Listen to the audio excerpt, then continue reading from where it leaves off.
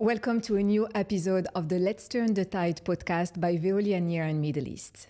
Our special series Voices of COP continues with an amazing woman I'm really glad to meet today, Dinah Louda. Dinah Louda is the president of the Veolia Institute, an independent space for collective thinking, a platform for discussion and debate to carry out forward-looking work at the crossroads of the environment and the society. Dinah is also an advisor on international relations to the CEO of Veolia and a member of the Ethics Committee. In today's episode, we will explore the role of Veolia Institute in the fight against climate change and her experiences in COP meetings.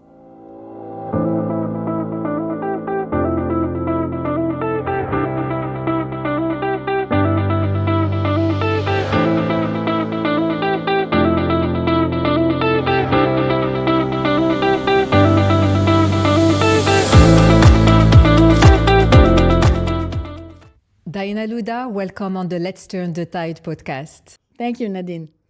Glad to be here.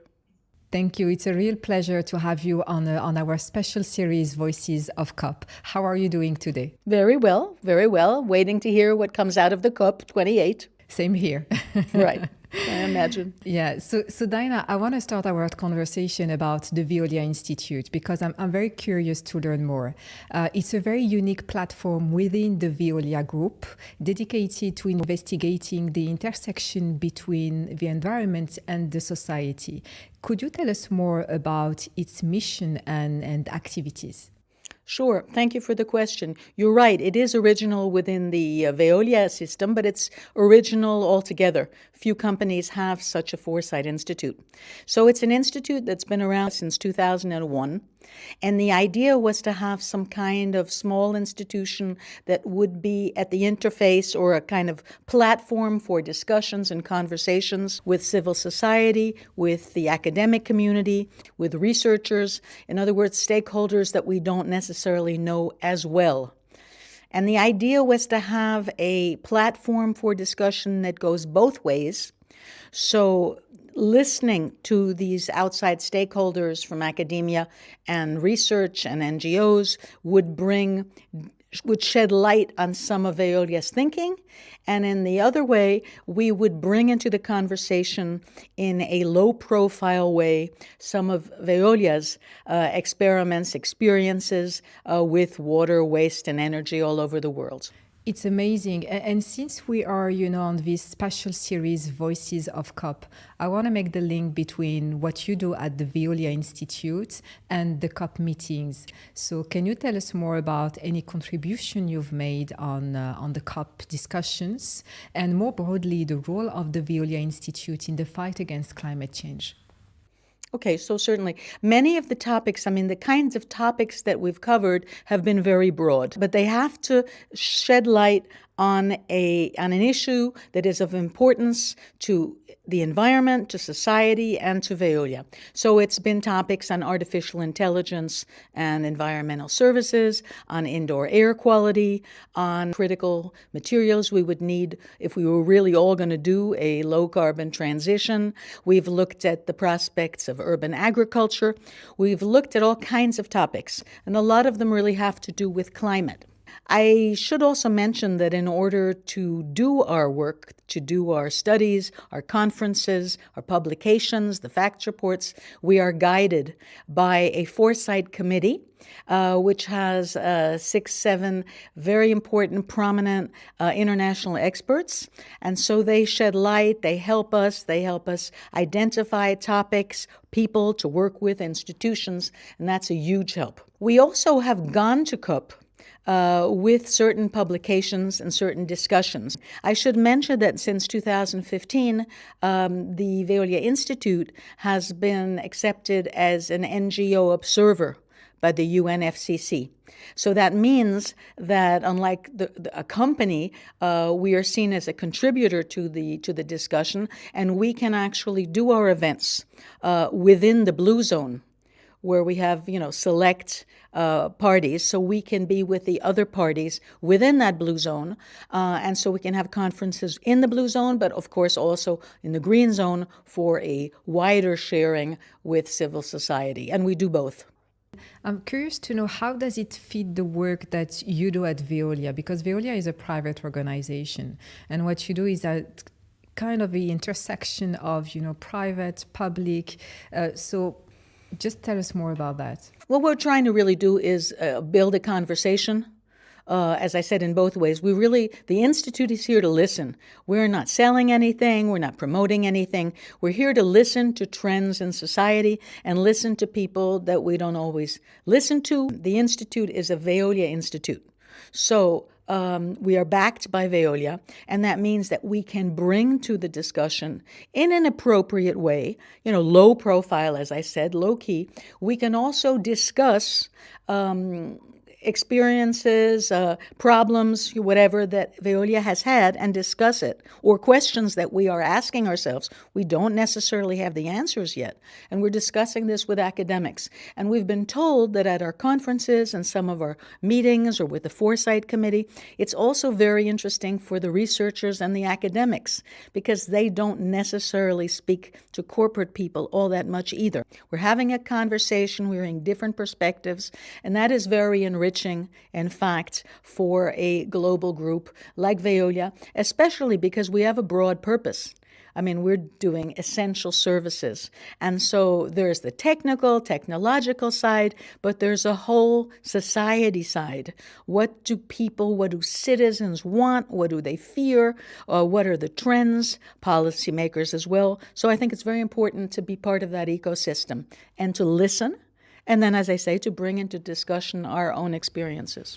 Amazing work, Dinah. And you mentioned COP21. COP21 was in Paris in 2015, and it came, with the Paris Agreement, this landmark agreement where finally countries came together to agree to reach the 1.5 degrees Celsius targets. So I want to have more your personal, experience. And can you share any insights, moments that, were quite impactful for you? Sure. Thank you. Yeah, it was a huge event. It was a huge event. And since it was in Paris, yes, Veolia and the Institute participated actively. I mean, it was very exciting. It was groundbreaking. Of course, it wasn't perfect. The Paris Agreement was not perfect. There was nothing compulsory about anything, and a lot of people didn't come or didn't sign. And there was no mention whatsoever of fossil fuels. So, of course, there was criticism. Nonetheless, it was an enormous moment of global environmental diplomacy. And I think it was very important, and it really set the way for what we're doing. Before the conference, before the COP21, and during, we decided to focus on methane emissions.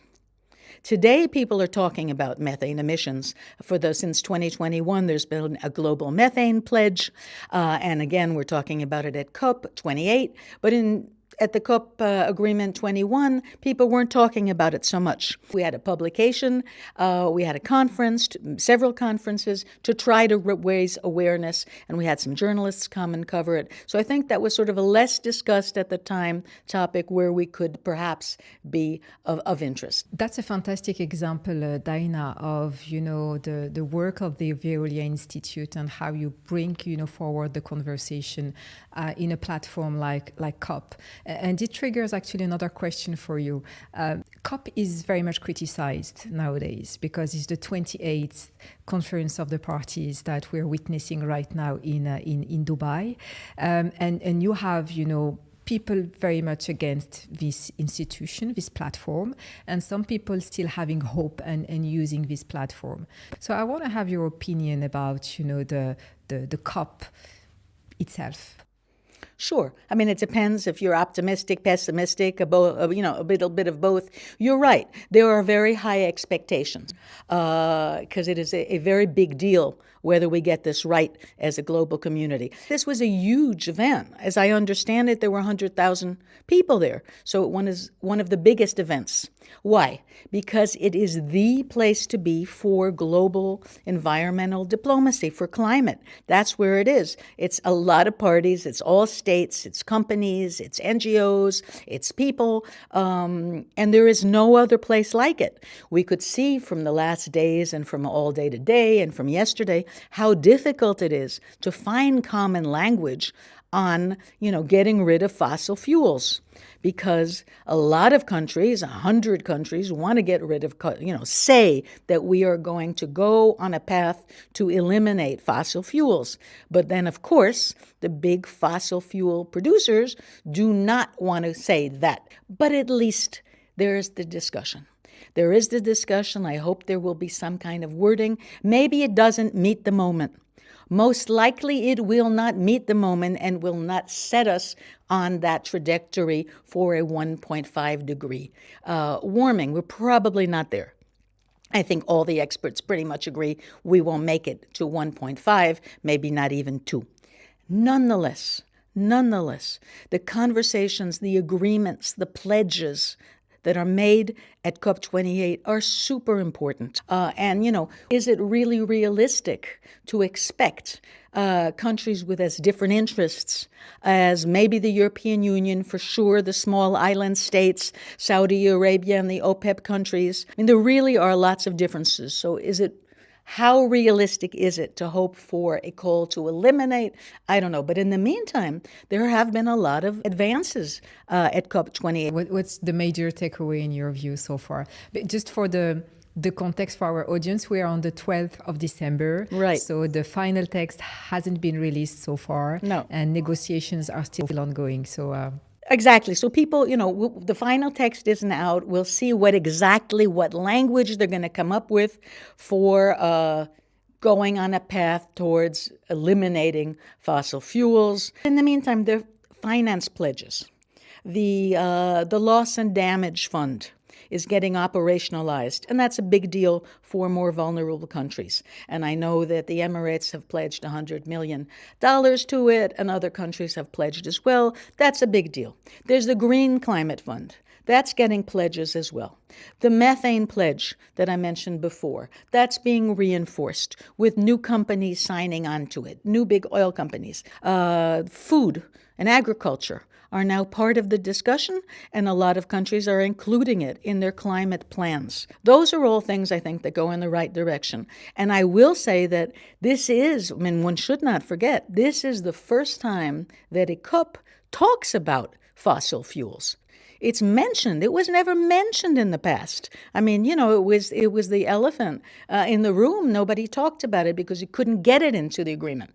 So now they're discussing, should we say reduce, should we say eliminate? But whatever it is, we're talking about fossil fuels. And that's a first. So I don't see how you can say that this global governance is useless. It isn't perfect. It can be infuriating, but definitely it is vital. We can't do without it. Yeah, I totally agree with you, and thanks for bringing some perspective actually to the discussion and to the intense work going on right now. So you've been, Dinah, yourself to many COPs, I guess. Not too many, many. But I was in Paris, I was in Denmark, and I was in Marrakesh. What's your? I love how you explained, the process and how complex it is actually, but needed for to advance the fight against climate change. Do you have any memorable souvenir or moments that you want to share with us from one of your COP? Yeah, well, the most memorable for me was certainly in Marrakesh, because it was in November 2016, and that was the election of Donald Trump. And so here we were, there was the American delegation, and they were fighting very much, after the Paris agreements for this and that policy, and a very committed group of people. And in the night, Donald Trump is elected president of the United States. And so clearly, there's going to be a change in policy. We could suspect, but we didn't yet know how great a change of policy there would be, including or maybe especially on environmental issues, and that President Trump would take America out of the Paris Agreement. But already you knew that this was going to be something different, something we had probably never seen. And so just the next day going to the blue zone, because as I told you, we were able as an institute to go into the blue zone and to see the faces of the American delegation trying, like, what do we do? What do we negotiate? Do we stop everything? So they were putting on a brave face, but there was a lot of panic. So that's, for me, one of the most memorable. How do you do, what do you do if there's an election in the middle of a COP discussion and you don't know what's coming? I think that makes it really hard. I think that these negotiators, who are very committed people, they're experts, I think they have a hard task. They do it for, as I said, many weeks and months and perhaps years and sleepless nights. They're blurry-eyed, and then they get beaten up on because they're not doing enough. Well, they're trying to find a compromise with 200 countries. That is no easy feat. So I believe that this multilateral diplomacy, which is much criticized, much maligned, never perfect, is really one of our, slender hopes for finding common policies worldwide to stop or abate climate change.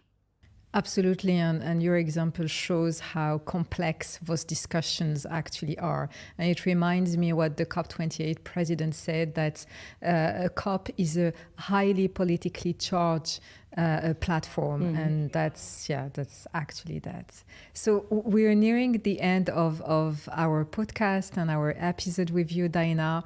I want to ask you, because COP28 is happening currently in Dubai, and it created so much momentum on the ground. I've seen so many schools, kids at COP. I've seen so many people discussing now about climate and realizing its effect in their lives and taking action. So what could be, your final message to our listeners to keep going on the climate, action? Well, you just said it. Keep going. Don't lose hope. It's a long road, but every little bit counts. Every little bit counts. I mean, we are probably, as we said earlier on, not on track for 1.5 degree warming. So there will be consequences we need to face. But every little bit matters, and everybody can play their part. We can still decarbonize the economy. It involves everybody. It involves states that set the regulations. It involves cities that adopt different policies that are more or less climate friendly. It involves companies producing goods and services in such a way that it is not emitting or emitting as little as possible. And it involves all of us, citizens. I mean, we make choices every day that are good for the planet or not. We can think about it and worry about it, or we can neglect it completely, but we are all every day making choices. And so, not to say at all that this is up only to individuals, but individuals do have a role to play.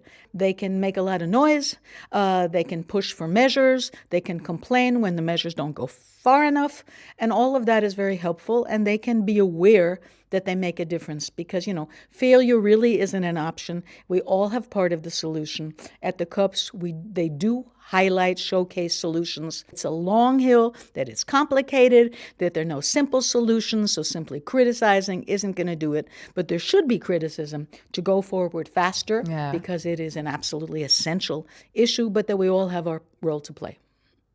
Absolutely. Thank you, Dinah. And the Veolia Institute is a fantastic platform as well for those discussions. Thank you very much. Thanks for asking all these questions. Thank you. Thanks for coming on the Let's Turn the Tide podcast. And we hope to see you soon in Dubai next time. Thank you very much. Bye-bye, Nadine. I really want to thank Dinah Louda for her time and insights today. It was a pleasure to have her on the Let's Turn the Tide podcast on our special series, Voices of COP. Please don't forget to subscribe to our YouTube channel, Veolia Near and Middle East, and search for Let's Turn the Tide on your favorite podcast platform.